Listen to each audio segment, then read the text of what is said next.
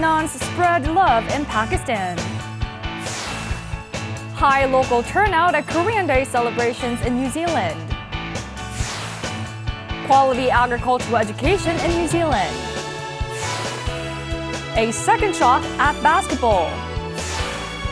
Hong Eun-jeong, the small doctor. Hello, welcome to Going Global. I'm your host, Jung-se-mi. Have you always wanted to travel abroad but felt intimidated by foreign languages? Well, take note of this new t-shirt that was recently released. A group of creative Swiss youth came up with a shirt design that they claim is universal. The shirt has 40 icons on it, representing 40 things that a traveler must have while traveling. So the shirt has icons of buses, trains, hotels, beer, hospitals, Wi-Fi, and more. And in order to communicate, the person who is wearing the shirt can simply point at the icons. For example, one can point at the bus icon to ask for bus schedules or bus stops, or point at the beer icon for beer at a bar. Simple as that. The group that came up with this t-shirt design is, in fact, testing their own creation by wearing them themselves on the street. It's actually a very simple, straightforward idea. Whether you choose it or not, I think we can all learn that creativity comes from simplicity from these young creators. And now let's turn to our first story of the day. Pakistan is a country with strict Islamic traditions and rules. Even so, there is a hospice run by a Roman Catholic religious congregation, and it has been treating patients for the past 30 years. 2 Korean nuns have also been helping out at the hospice. Let's find out more. This is St. Joseph's Hospice, Pakistan's only hospice facility. Sister Juan Clara checks on 40 patients who are incapable of moving by themselves. At the treatment room, Sister Pak Miriam is preparing medication for the patients. 가난하거나 아니면 병원에서조차 치료가 불가능한 환자, 그리고 또 병원에서부터 버려진 그런 환자들이 저희 호스피스에서 와서 간호를 받고. St. Joseph's Hospice has been the shelter for the ill and poor since its foundation in 1963. These 2 sisters were the first ever Koreans to be dispatched to this hospice in 2011. 종교를 존중해주고 있거든요. 그래서 그것이 참 이상적인 공동체라는 그런 생각을 참 많이 하고 있습니다. The 2 nuns fully respect Islam. They have silently shared their love for the most disadvantaged people of Pakistan for the past 5 years. Sister ये है कि sister बहुत अच्छी है और मदद करती है, हमें प्यार करती है. ये हम सिस्टर की मुतासर है, impression. Recently, the nuns began volunteering for children from impoverished families. 2개월 전에 한 살 반 된 아이가 들어오게 됐어요. 그래서 그 아이가 처음에 들어왔을 때하고 지금 2개월이 지난 후에 어떤 상태, 건강 상태나 이런 걸 봤을 때 너무나 변화된 아이의 모습을 보고 아침마다 볼 때마다 흐뭇해요. 그래서 이것이 내가 이곳에서 해야 될 몫이구나. The Korean nuns who stand by the weak and the ostracized are becoming the symbol of sacrifice and love in Pakistan. Moving on to our next story. Auckland, New Zealand is host to an annual Korean Day festival filled with Korean delicacies and traditional events. While the event was originally held for Korean expatriates in New Zealand, it has been drawing in a growing number of locals. Let's take a closer look. 2 dancers holding lotus flowers move gracefully. This is Hwaganmu, or flower crane dance, a Korean traditional dance.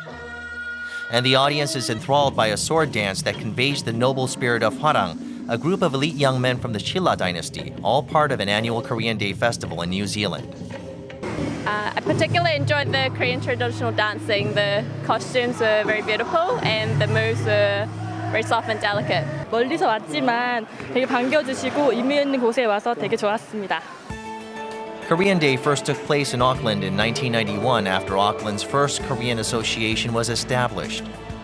The event was established to help the Korean expatriate community come together and remember its Korean roots.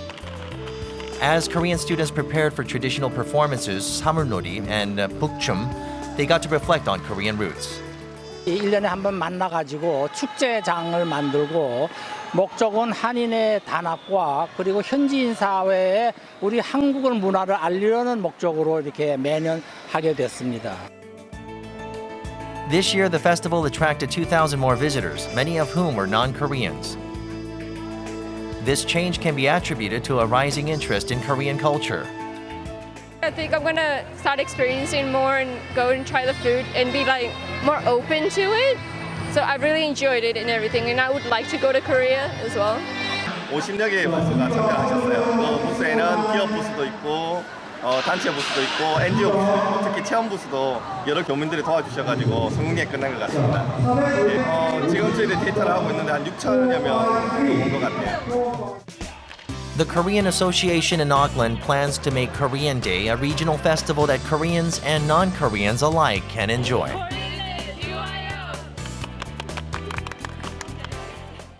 Staying in New Zealand for our next story. Farming is not an easy task, but it is a highly viable agricultural sector in the nation. This is helped by a systematic, quality education in the field, as well as high chances of employment. We visited one school, the Taranahi Agricultural Training Center. Let's take a closer look.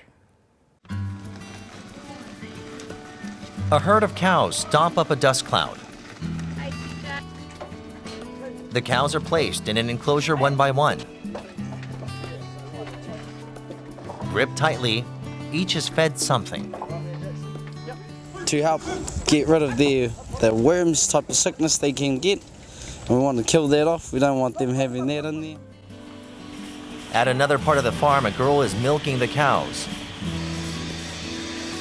The way she handles the equipment shows her experience and skill. Everyone here looks like full-time farmers, but they're actually students of an agricultural high school. It's probably going to get a lot harder, but I'm sort of keen to get into it. Except when they start kicking you. It seems a bit annoying, but just got to get over it. Agriculture is a dominating industry in New Zealand, where roughly 60% of all exports are made up of agricultural produce. Subsequently, there are educational institutions that foster agricultural experts. This is one of the 8 campuses run by the Taranahi Agricultural Training Center. Work is available in the agricultural industry, and then our job is to give them really good skills and hopefully some life skills as well along the way and make them really good employees. These agricultural schools are popular for their hands-on curriculum. Students gain first-hand experience at affiliated shorthanded farms and learn about farming. Each class has a maximum of 10 students, ensuring that each student gets ample hands-on experience. Yeah, we have to teach that. If we had big numbers here, it wouldn't work. There's 7 students here today. I've got 8 students in my class, so there's one is absent today. But if we had more than that, there just wouldn't be the room or the time. More than 70% of the graduates find jobs in the agricultural sector. Only 1 out of every 10 graduates seek further education. Definitely, because it's giving you the skills and the tickets also to go further in the industry. It might not always be on farm. Maybe while they did their course, they discovered that they really love tractors or they really love quad bikes, and they end up in an industry where they're working on tractors or contracting. It really depends what their passion is, but generally they end up in the agricultural industry. New Zealand is fostering experts in its agricultural sector through meticulous education programs and promising job prospects. Their successful program can be a role model for Korea, which is facing a rising youth unemployment rate.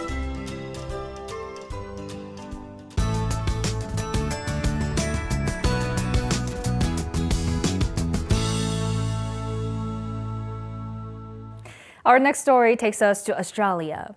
An amateur youth basketball team has been making a name for itself with its consecutive victories. The coach leading the team is a former Korean professional basketball player, Kang Seong-pil, who was active 20 years ago. Despite being beyond his physical prime, he is enjoying his second basketball career in Australia. Let's find out more. These Korean students are up early one weekend and out at a basketball court. Once they're done warming up, they begin a rigorous regimen of training. The students work on their teamwork and individual basketball skills, passing balls back and forth and helping one another improve. 제가 원래 좀 말도 잘 못하고 되게 낯도 많이 가리고 좀 많이 그런 편이었는데 농구하면서 많이 자신감도 많이 가지고 되게 리더십도 생기고 많이 좋아졌어요, 성격적으로. The players are led by former basketball player Kang Seong-pil, who used to play alongside Hoje and Han Gi-bum in the 80s for Korea Basketball League's Busan Kia Enterprise team. Kang immigrated to Australia with his family after 5 years as a professional basketball player. 8 years ago, he opened the Korea Basketball Club Australia. 늘 그리워하다가 이제 어느 정도 제 생활도 안정을 찾다 보니까 그때 이제 아이들한테 좀 이런 걸 전해주고 싶다라고 시작하게 된 게 저한테는 호주 생활에 완전 에너지를 다시 찾은 것 같이 그렇게 기분이 좋습니다. For Korean students, basketball became an important gateway to making new Australian friends and adjusting to local society. What first began as a team of 4 has expanded to 6 teams and roughly 100 players. 이렇게 잘하면서 티네이저 그 프로블럼도 하나도 없어지고 그다음에 공부도 열심히 잘하고 아주 이래저래 다 좋은 것 같아요. On top of that, the under-16 KBC Australia team has secured 2 consecutive victories in the regional league composed of 50 teams. The Korean team, KBC, is very good. They are very competitive, and as we saw from the last season, they were very strong and very good shooters, very good players. At the age of 50, Kang is not only coaching youth basketball, but also active as the oldest basketball player in his own team as well. He may be physically tired, but his second basketball career is bringing joys that he couldn't experience before. 내가 가리킨 선수들과 같이 이제 게임을 뛸 수가 있어서 제가 아주 행복하게 생각을 하고 앞으로도 계속 기초적인 거를 가리키는 게 우리가 외국 애들하고 해서 상대할 수 있는 길이라고 생각을 합니다. It's time for our last story of today. Cosmetic dentists are the doctors who help patients regain white, toothy smile and are sometimes called smile doctors. There is a popular Korean cosmetic dentist who has been working with people from all walks of life, including Hollywood stars. Let's meet cosmetic dentist Hong Eun-jeong. Beverly Hills, California, the neighborhood for the rich and famous. There is a successful Korean woman who helps others regain their smiles. We visited the clinic where successful Korean dentist Hong Eun-jeong runs her practice. Hong is so famous that she is known as the primary dental care provider for Hollywood stars. It's excellent, top of the line. I have no complaints whatsoever. I recommend everybody come to Kelly Dentistry. Hong's specialty in dentistry is cosmetic dentistry. She is known for using cosmetic false teeth instead of dental surgery or readjustment to showcase a perfect set of teeth. She has recently come up with a way to produce false teeth for aesthetic purposes in just 1 to 3 hours. 현대인들을 바쁘고 시간이 금이라고 할 정도로 되게 그렇기 때문에 저희가 가장 많이 포커스한 것이 우리 당일에도 정말 미용을 우리가 아름답게 해줄 수 있지 않을까. At first, there was discrimination against Hong, an Asian doctor. However, she fought back with strategies that set her apart from other dentists. 처음에는 저를 딱 보시고 의사 어딨냐고 많이 그렇게 하시고 그냥 나가신 환자분들도 있었어요. 상담하기도 전에 우선 저의 이 외모를 보시고 너무 어려 보인다거나 아니면 또 제가 백인이 아니기 때문에. She opened the clinic at 6 a.m. in order to cater to busy patients. This idea was instrumental in landing her a clientele of famous individuals who wanted to avoid crowds. She also took into account the patient's financial and psychological factors before suggesting the best customized plan. Dr. Kelly is a really amazing person. She always has a vision. She treats her patients so well. She treats them like they're her friends, which is really important. Hong has been extremely successful, but her real goals are outside the clinic. Her true goal is to establish a foundation that can help children in developing countries smile. 불쌍한 나라에 가서 그 아이들에게 교육을 시켜주고 꿈을 심어주고 제가 그것이 제 꿈이거든요. 더 나아가서는 저희가 많은 또 고아원이나 학교를 더 질 수 있었으면 참 좋겠습니다. Hong became a dentist to help make the dreams of children and not appearances beautiful. Let's hope that she is successful in treating the poor and war-scarred children in restoring their smiles. I hope you enjoyed today's stories on Going Global. A unique cafe has opened in Nottingham, England. The Milk Lounge is Nottingham's first cafe built specifically for breastfeeding moms and their babies. All drinks are made with fresh fruits and vegetables, and on top of that, there are clean, sanitized baby bottles as well as baby formula. Mothers who face difficulties breastfeeding their babies can gather here and trade parenting tips with fellow mothers as well. The cafe has become a hugely popular hangout spot for them. Here in Korea, while there are many cafes, there aren't any cafes solely dedicated to mothers. Maybe the creation of cafes like the Milk Lounge may help boost the birth rate. Now, Going Global will be back next week with more exciting and interesting stories from all around the world. Thank you for watching.